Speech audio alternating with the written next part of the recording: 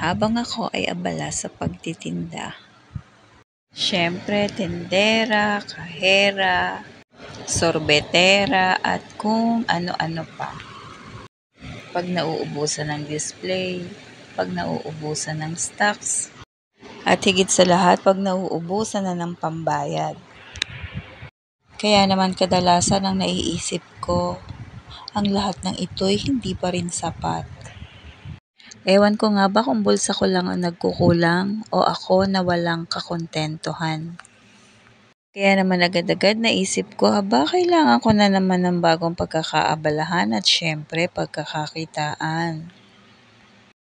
Kaya naman gumana naman ang aking isipan na magdagdag ng bagong pangkabuhayan.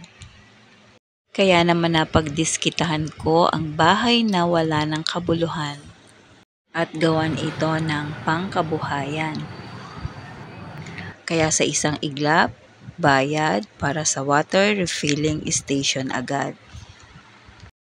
Kaya naman sinimulan agad ang installation, pati na rin ang pagkakabit ng mga tiles para magmukhang kaaya-aya ang harap.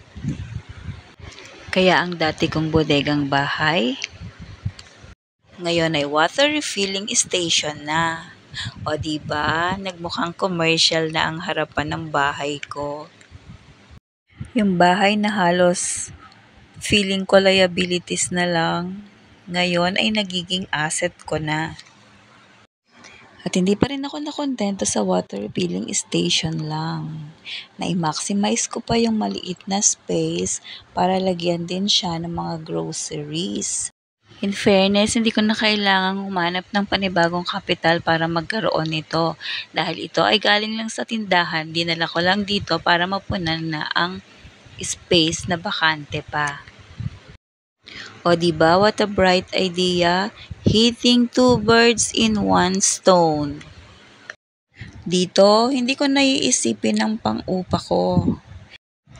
And panigurado ako, lifetime business na to. Ako na lang siguro ang mananawa. Mas masarap pa rin talagang mag-isip ng makabuluhan kaysa nang iintriga lang. Gusto mo rin magkaroon ng pagkakakitaan? Halika, usap tayo.